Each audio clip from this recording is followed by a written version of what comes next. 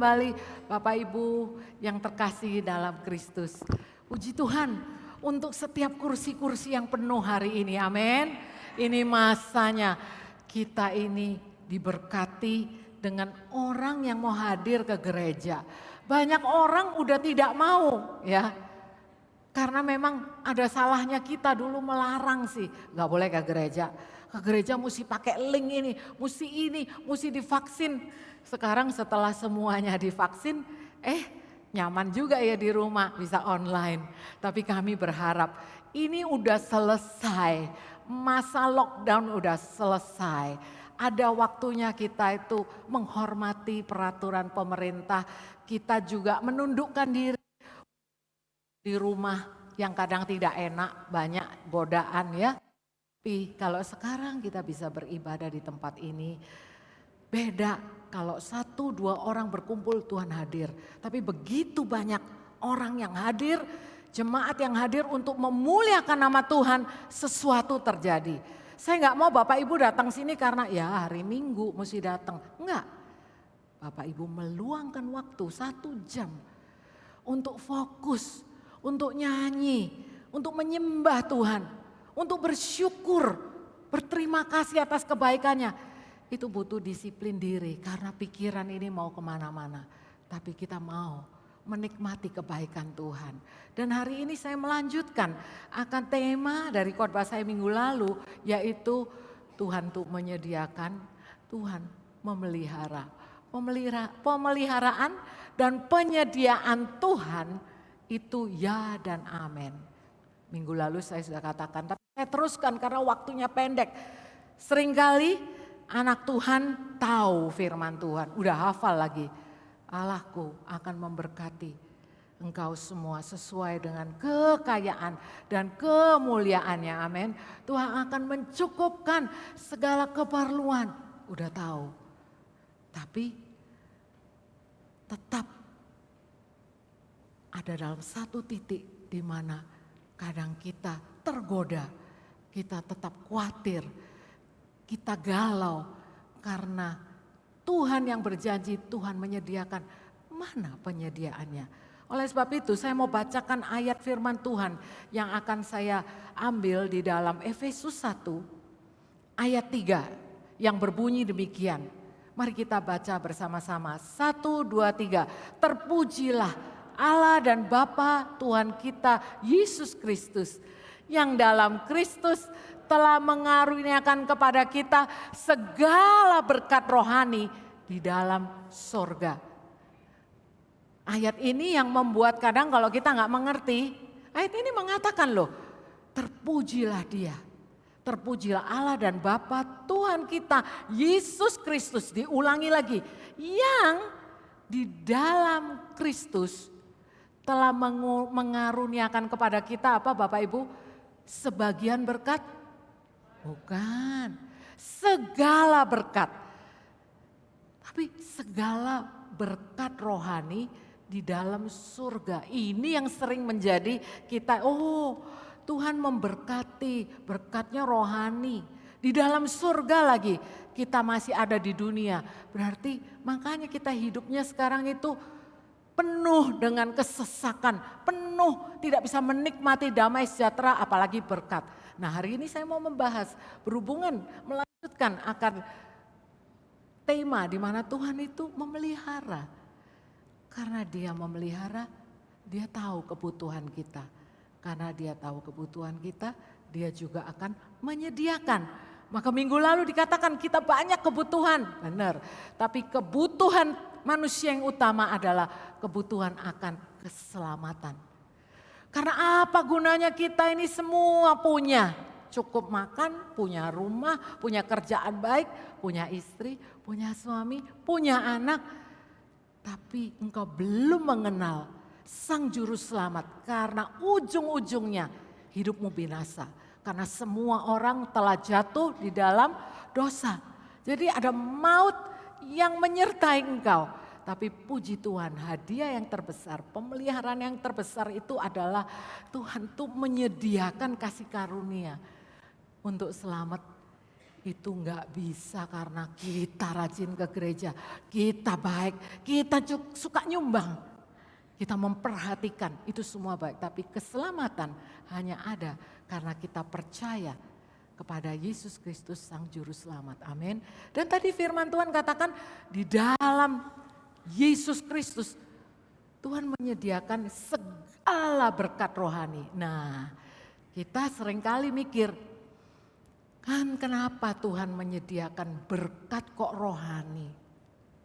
Kok enggak berkat yang saya butuhkan sekarang adalah saya punya banyak tagihan, saya punya banyak tanggung jawab, saya butuh kasih makan keluarga, saya butuh uang untuk kuliah, saya butuh untuk membeli sesuatu, saya butuh uang untuk memulai usaha, saya butuh ini yang bukan rohani tapi yang nyata. Itu kebanyakan ada di dalam benak banyak orang, banyak anak Tuhan. Nah, saya mau katakan selalu dimulai dari spiritual, berkat rohani. Waktu kita terima Tuhan, waktu kita lahir baru, saya mau katakan waktu kita lahir baru itu kita menemukan sesuatu yang berharga. Waktu kita lahir baru ada sesuatu yang Tuhan rubah secara instan, transformasi, yaitu roh kita. Manusia terdiri dari 3, yaitu tubuh yang kelihatan, jiwa yang mana perasaan, pikiran, dan kehendak atau kemauan. Kelihatan enggak? Ya kelihatan kalau ada tubuhnya, itu kelihatan kamu, oh keinginannya gini, oh orangnya emosinya meledak-ledak, oh ini orangnya sabar, perasaan, kehendak, ya. Kemauan gitu, pikirannya, oh ini pinter ini, sekolahnya, kuliahnya hebat, itu pikiran, itu ada karena ada di tubuh yang masih hidup. Tapi ini yang membedakan kita dengan makhluk yang lain, bahwa kita diciptakan Tuhan sebetulnya roh. Nah waktu kita lahir baru roh inilah yang dirubah, ditransformasi jadi baru.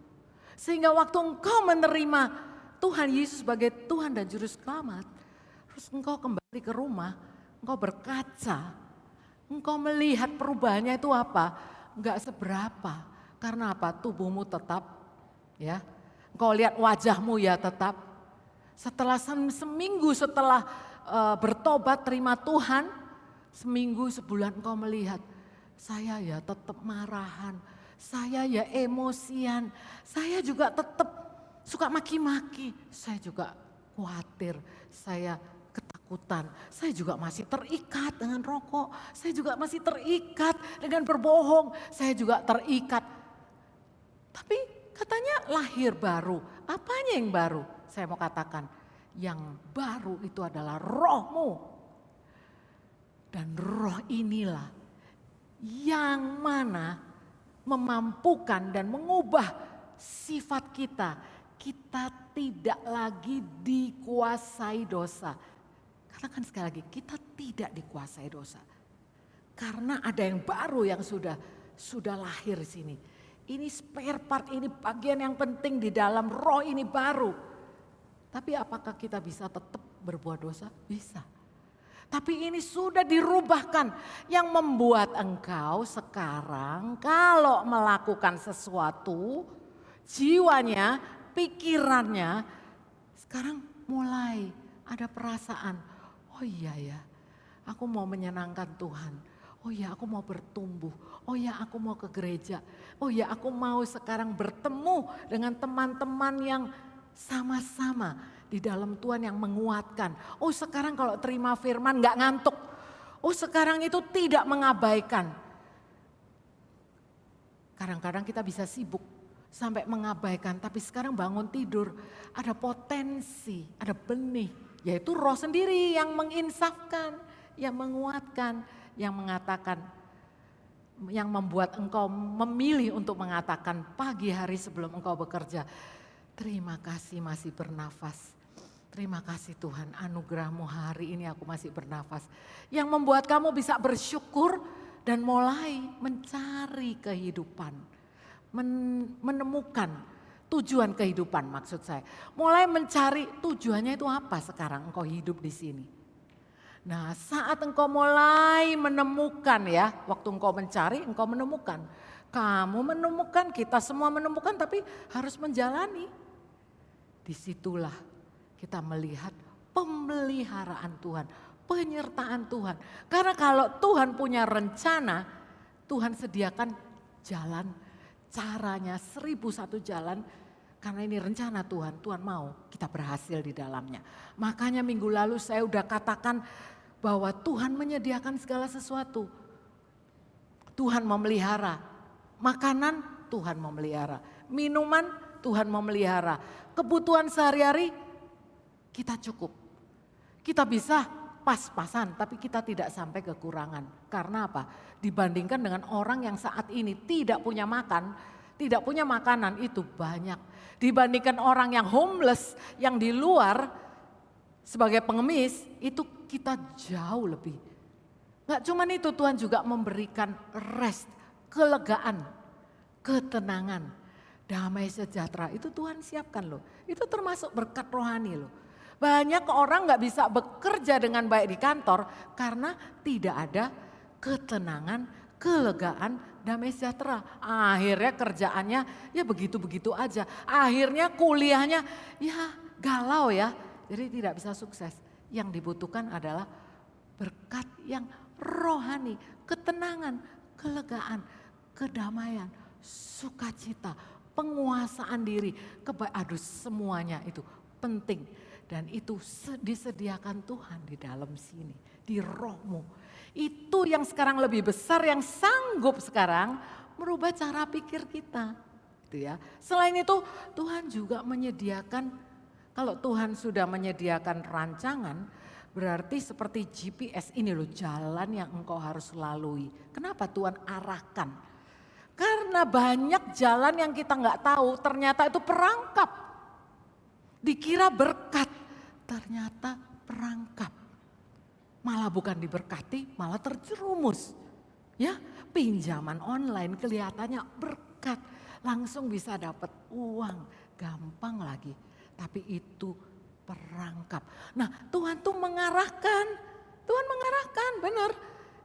Firman Tuhan katakan, nanti baca di Amsal 20, 24. Ya, Amsal 20 ayat 24 katakan Tuhan itu mengarahkan, menuntun langkah-langkah kita supaya kita itu bisa mengerti jalannya karena Tuhan tuh sudah nentuin yang terbaik itu ini loh. Ya. Tapi manusia memang gak dapat mengerti yang mana itu gak bisa. Makanya nurut akan pimpinan. Langkahmu akan dituntun. Langkah demi langkah. Saya senang dengan ayat yang mengatakan firman-Mu pelita bagi kakiku, terang bagi jalanku. Tuhan tidak mengatakan firman Tuhan bukan lampu sorot bagi jalanku. Karena kalau lampu sorot kelihatan sampai jauh. Tapi pelita kecil tapi cukup terang untuk langkah demi langkah. Kadang-kadang kita pengen tahu yang langsung. Yang jelas depannya itu gimana karena saya butuh ini. Ada kebutuhan dan kelihatannya saya harus segera menyelesaikannya. Tuhan langkahmu mana? Mana tuntunanmu? Nah Tuhan menyediakan langkah demi langkah dan Tuhan menyediakan arahan. Selain itu Tuhan itu juga menyediakan kekuatan saat kita melangkahnya salah. Tadi Tuhan ngatur nih jalannya yang begini, yang sempit ini, jangan yang begitu yang sempit ini. Tapi kita nggak nurut, Tuhan masih panjang sabar, nggak nurut, ya udah nyasar seperti GPS pernah ya, ikutin GPS belok kanan kita nggak belok, nyasar. Tapi terus kalau bahasa Inggrisnya recalculate, diulang lagi dari sini dicarikan jalan. Tuhan tidak pernah lelah untuk mengubah kita, untuk mengarahkan kita, ini loh jalanmu. Dan saat kita itu sebetulnya melangkah keluar dari jalurnya selalu ada konsekuensi. Ini yang kadang-kadang kita lupa sadari. Kita merasa, oh Tuhan itu gimana, aku dicobai, aku penuh, aku jatuh dalam pencobaan. Terus katanya, ya Tuhan mencobai aku. Tuhan biar aku belajar sabar. Sebetulnya pencobaan itu bukan datang dari Tuhan. Kita dicobai oleh keinginan kita sendiri. Tapi pencobaan yang kita alami ini akan juga dipakai Tuhan sekalian kelihatan hatimu diuji. Pencobaan memang bukan dari Tuhan. Tapi melalui pencobaan itu karena salahmu, karena kita jatuh, karena saya salah. Maka hati ini diuji. Masih percaya enggak? Masih berharap sama Tuhan atau masih pakai kekuatan sendiri, mau caranya sendiri. Jadi seperti itulah. Jadi kalau hari ini ada yang katakan Tuhan, aku percaya kepadamu. Aku percaya tema gereja adalah Tuhan memelihara, Tuhan menyertai. Tapi aku butuh penyertaanmu. Tuhan sudah menyertai.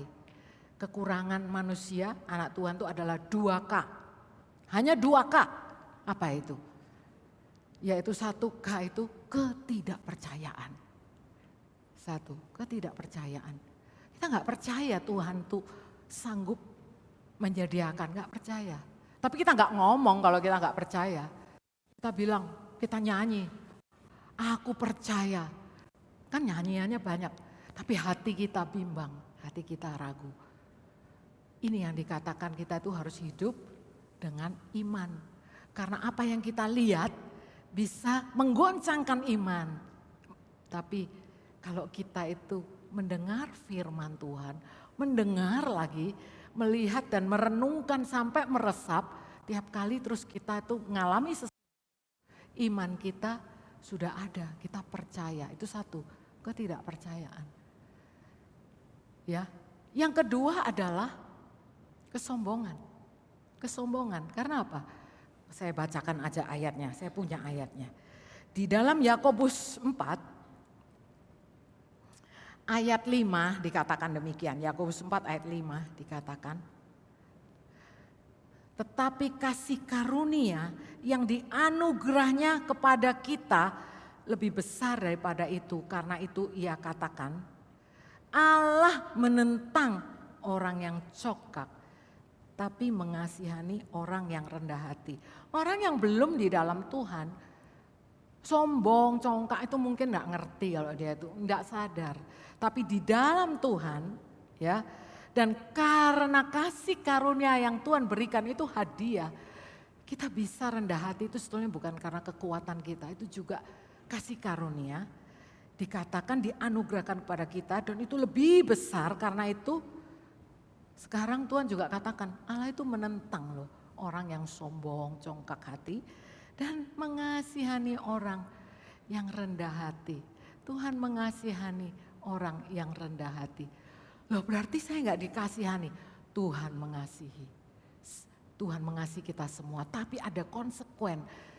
Kenapa? Kalau orang yang sombong, orang yang congkak tidak bisa menikmati pemeliharaan dan penyertaan Tuhan. Gak bisa karena dia merasa semuanya ini harus karena aku yang melakukan, usahaku, susah untuk percaya karena dia sombong. Jadi kepercayaan nomor 1 dan kesombongan itu sangat berkaitan. Ya, kadang-kadang itu kita bisa karena sombong kita nggak percaya. Ya, tapi bisa juga memang kita itu sudah percaya tapi sudah gak sombong tapi masih imannya goyah, bisa. Saya mau memberikan sebuah ilustrasi ya supaya masuk ya. Seandainya firman Tuhan katakan Tuhan itu Jehovah Jireh. Minggu lalu kita belajar bagaimana Abraham percaya sepenuhnya. Bahkan mengorbankan satu-satunya anaknya, kalau Tuhan minta pun dia korbankan. Anak yang dia tunggu, anak yang merupakan janji firman Tuhan. Sesuatu yang berharga itu Tuhan minta.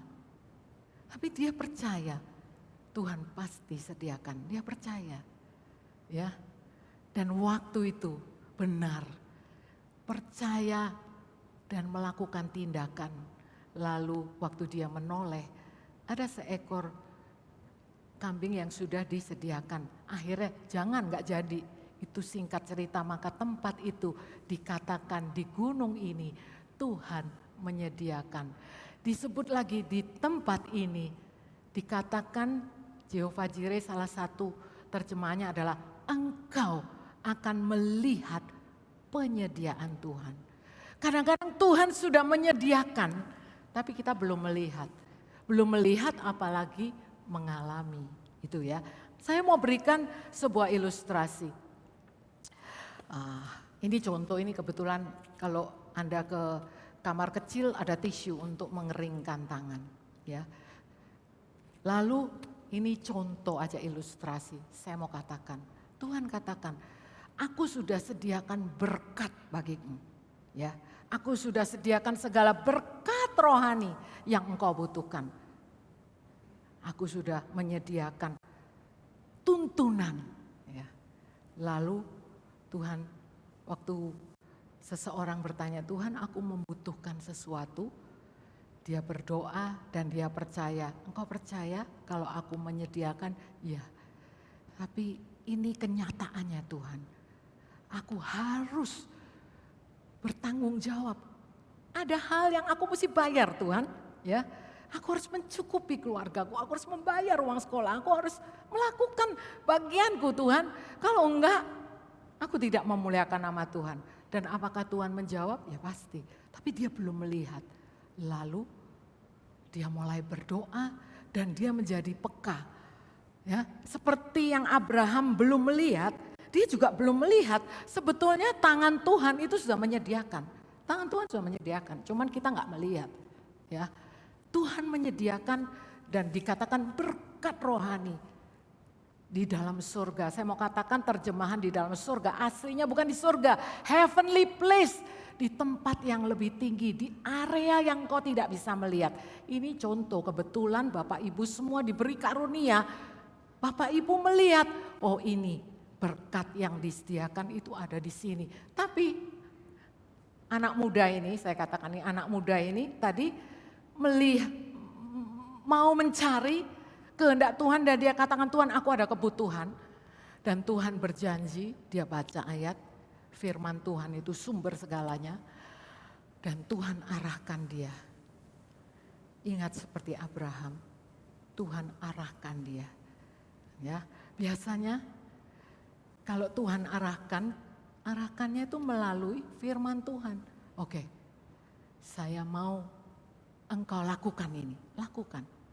Nah, siapa yang mau jadi volunteer hari ini? Untuk menjadikan cerita ini lebih hidup itu harus ada contoh. Siapa yang mau menjadi contoh atau gini aja. Sebetulnya siapapun boleh deh. Tapi Tuhan mengatakan, ayo kamu melangkah dengan iman. Aku sudah sediakan. Engkau ambil tugas ini. Engkau lakukan. Bukan kepada manusia, tapi kepada Tuhan. Lakukan. Kelihatannya gajinya kecil, tapi lakukan. Maka anak muda ini melakukannya. Ya, saya mau Bapak Ibu sekarang saya tanya, Bapak Ibu kalau engkau Tuhan sediakan berkat, sudah. Dan Bapak Ibu sudah melihat tempatnya di mana. Kalau tadi Abraham belum melihat, sekarang Abraham melihat. Dia percaya baru melihat. Sekarang saya tanya, kalau Bapak Ibu kebetulan udah tahu tempatnya.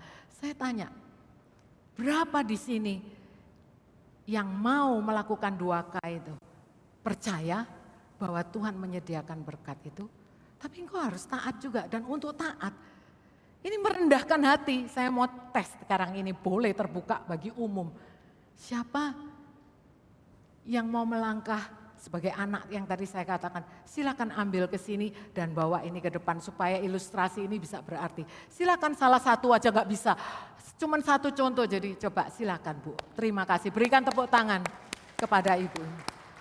Mari dibawa maju Bu, luar biasa. Itu tisunya bersih saya pakai 1 kali jadi udah kering saya ambil yang lain. Ibu, sebagai contoh ya tadi Ibu yang saya katakan. Bahwa Tuhan menyediakan. Tadi contohnya seorang anak muda, tapi ini contoh. Ibu Percaya bahwa Tuhan menyediakan, oke? Ya, tapi memang ibu melihat Tuhan menyediakan, Tuhan melihat. Itu melihat, seringkali kita nggak melihat. Karena kepercayaan ibu dan karena ibu juga cukup rendah hati untuk maju. Waktu mau maju tadi deg-degan enggak? Kenapa Bu deg-degan? Tergerak maju, puji Tuhan. Tapi tergerak tapi mau. Sekarang dibuka ini. Apa ini gombal, ini isinya apa? Gitu. Oh ini berkat, ibu ini sudah ngerti ini berkat untuk ibu. Coba tunjukkan pada orang-orang apa benar berkat. Jangan-jangan itu cuman tutupnya botol aqua dari kantin gitu. Enggak, bukan. Oh katanya ini pernah Pastor Sam begini. Karena saya mengikuti dan ibu ini ya oke. Ini berkatmu ibu ya. Oh pernah. Tahun lalu Pastor Sam pernah begini. Berarti ini contohnya kalau orang itu harus percaya. Tapi percayanya karena dia melihat tahun lalu. Bapak Ibu sekalian, Bapak Ibu sudah melihat berkat Tuhan minggu lalu, tahun lalu. Ayo kita tetap percaya, amin. Silakan Tuhan memberkati. Yuk, terima kasih Ibu untuk volunteernya. Ya.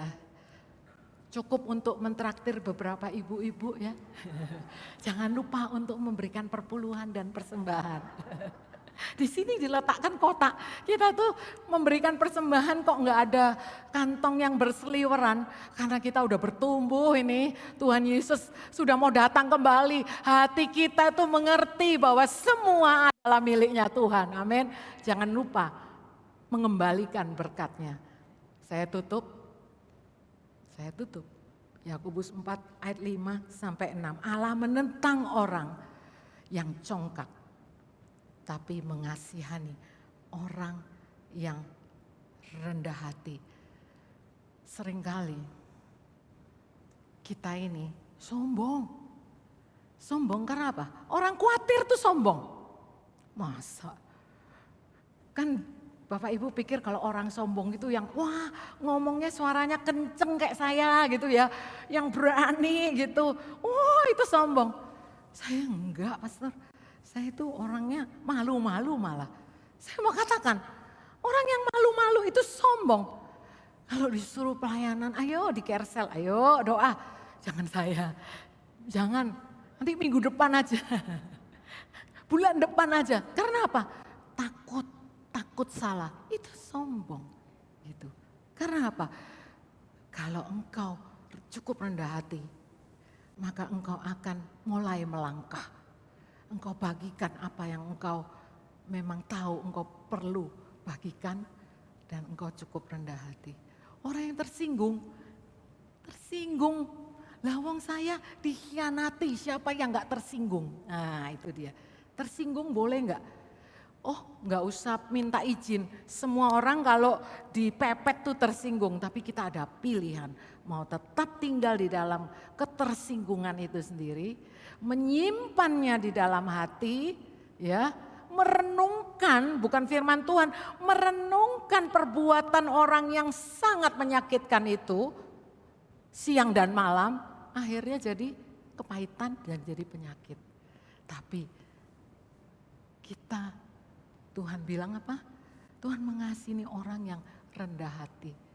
Firman Tuhan katakan datanglah kepadaku.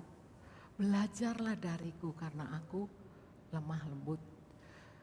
Rendah hati itu berbicara mengenai hati. Ya, jagalah hatimu dengan segala kewaspadaan. Di situ terpancar kehidupan hari ini. Kalau engkau tahu bahwa Tuhan Jehovah Jireh, Tuhan menyertai. Tapi masih takut waktu melangkah dalam lembah kekelaman. Aduh Tuhan gimana, ini lembah kelam, ini gak kelihatan mesti gimana habis ini. Seakan-akan tidak ada jalan keluar, itu lembah kekelaman. Tetap percaya, tetap rendah hati katakan Tuhan, aku percaya. Seperti lagu itu loh tadi, dikatakan aku tuh punya hati sebagai hamba. Hati hamba, ya percaya dan rendah hati. Saya minta para musisi untuk maju ke depan, nyanyikan lagu yang terakhir untuk kita benar-benar menutup apa yang kita sudah dengar dengan saya berikan kesempatan untuk melakukan, meresponi, taat. Taat aja kepada firman Tuhan. Sekali lagi, Tuhan itu sudah menentukan jalan hidup setiap kita di dunia ini, ya. Dan Tuhan mau menyediakan bukan nanti di surga, tapi waktu engkau masih hidup sebagai anak Tuhan. Tuhan sudah mau menyediakan, cuman kita nggak mengerti kadang jalannya Tuhan gimana. Oleh sebab itu mencari, menemukan selalu langkah demi langkah. Dan setelah itu percaya Tuhan menyertai, Tuhan memelihara. Mari kita bangkit berdiri.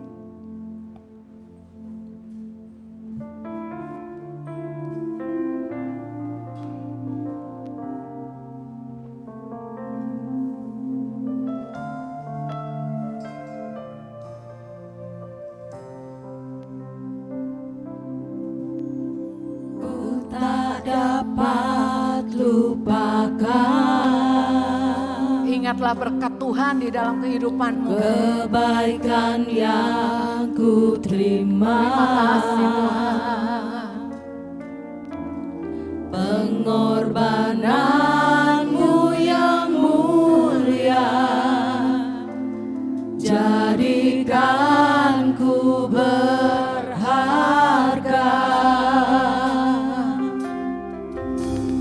Kau tulus menerima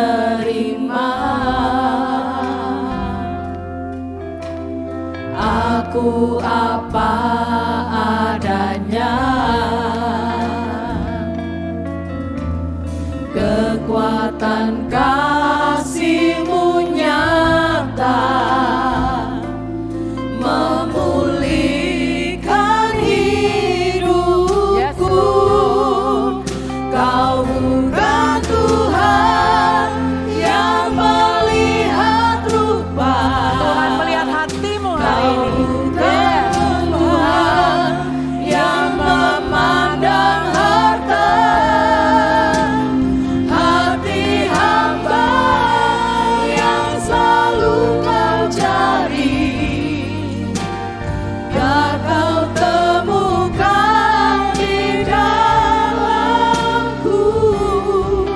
Selama ku hidup, ku mau menyembah-Mu. Sebab Engkau sangat berarti bagiku. Yang terbaik yang ada padaku, ku persembahkan kepadamu. Haleluya. Saya mau berikan kesempatan hari ini. Engkau berhadapan hanya dengan Dia, pencipta langit dan bumi, yang begitu mengasihi engkau. Kalau hari ini Tuhan gak memandang jabatanmu, kekayaanmu, posisimu, Tuhan gak pandang. Tapi engkau minder, engkau sendiri yang tidak bisa menerima dirimu. Hari ini Tuhan mau katakan bahwa Dia sungguh mengasihimu. Dia sudah mengaruniakan yang terbaik. Biar engkau menemukan Tuhan yang menjadi Bapamu. Kalau kontrak manusia itu kontrak dengan syarat. Tetapi dengan Tuhan Dia tidak memberikan kontrak. Dia memberikan kasih agape. Dia menyerahkan anaknya yang tunggal. Dan Dia adalah Bapamu. Dia sanggup dan rindu untuk mencukupi segala kebutuhanmu. Saya tahu di sini ada yang membutuhkan bukan sekedar uang, tapi membutuhkan emotional need, kebutuhan secara emosi. Karena engkau telah dilukai, engkau merasa ditolak, engkau tidak dihargai, engkau difitnah, engkau direndahkan. Bapa di surga katakan engkau sangat berharga, engkau tidak tertolak. Firman Tuhan yang katakan bahwa dari semula di dalam kasih-Nya Ia telah menentukan engkau dari semula oleh Yesus Kristus untuk menjadi anak-Nya. Supaya engkau menerima karya terbesar yaitu menjadi anak Tuhan, diadopsi dari anak kegelapan menjadi anak terang. Itu karya terbesar. Dan seorang bapa yang baik, bapa dunia aja yang baik tidak akan memberikan ular kalau dia meminta roti, apalagi bapa di surga. Hari ini terjadilah sesuai dengan apa yang sudah engkau doakan. Karena sekarang engkau tahu, sekarang engkau percaya walaupun engkau belum melihat. Sekarang engkau tidak lagi sombong, tapi engkau mempunyai hati sebagai seorang hamba yang tidak menutup-nutupi. Ya, tapi tulus, jujur mengaku di hadapan Tuhan. Tuhan, aku tidak mampu, tapi aku mau. Dan terjadilah berkat rohani itu akan turun ke atas hidupmu. Berkat rohani ini yang memimpinmu supaya apa yang kau butuhkan termanifestasi. Karena apa yang kau lihat di mata jasmani ini sementara, tapi ada penyertaan, pemeliharaan Tuhan yang mungkin tidak engkau lihat, tapi selalu ada bagimu. Terimalah ini dengan iman, terimalah dengan hati penuh pengucapan syukur. Haleluya. Hari ini hambamu berdoa untuk jemaatmu Tuhan. Dalam situasi dan kondisi apapun, inilah kami Tuhan. Kami mengangkat tangan tanda bahwa kami menyerah. Tapi kami tidak menyerah kalah. Kami menyerahkan diri kami sepenuhnya dikuasai oleh Roh Kudus. Sehingga kami tahu kami akan memilih untuk hidup berkenan di hadapan-Mu. Kami memilih untuk percaya akan tuntunanmu langkah demi langkah. Kami memilih untuk percaya di dalam lembah kekelaman pun Engkau tidak pernah meninggalkan kami. Engkau menuntun tongkat-Mu dan gadamu. Itu yang menyertai dan memberkati kami. Engkau menyediakan hidangan di hadapan lawanku. Ya, lawanku adalah ketakutan, kekhawatiran, kebencian, mental sebagai korban. Tapi Engkau menyediakan hidangan yang bisa aku santap ya Tuhan. Supaya aku dipenuhi secara rohani. Dan aku dipuaskan hanya oleh Tuhan. Terima kasih Tuhan. Kalau sebentar lagi kami pulang ke rumah masing-masing. Jemaat yang dikasih oleh Tuhan, pulanglah dengan damai, kelegaan, ketenangan, sukacita yang dari Tuhan sendiri. Engkau akan pulang menjadi berkat bagi keluargamu. Dan engkau akan menjadi terang di tengah kegelapan. Engkau akan menjadi garam bagi dunia ini. Bersinarlah, bangkitlah. Engkau adalah milik pusaka kesayangan Tuhan. Tidak dibiarkannya engkau sendiri, tapi engkau senantiasa melangkah bersamanya dari kemenangan kepada kemenangan. Dari satu iman kepada iman yang lain. Dari satu kasih karunia kepada kasih karunia. Dari kemuliaan kepada kemuliaan. Di dalam nama satu nama yang luar biasa, yaitu nama Tuhan Yesus Kristus. Haleluya. Amin. Selamat hari Minggu. Tuhan Yesus memberkati. Amin.